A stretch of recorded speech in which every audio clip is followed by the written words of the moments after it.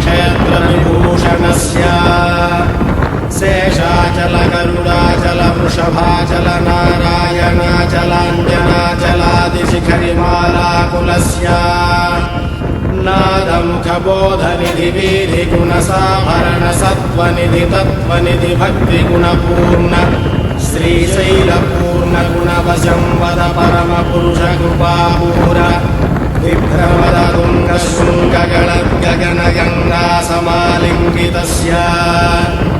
सीमादिगगुणरामानुजमुनिनामाङ्कितबहुभूमाश्रयसुरधामालयवनरामायतवनसीमा विशङ्कटतटनिरन्तर विजृम्भित भक्तिरस निर्झरानन्तार्याहार्य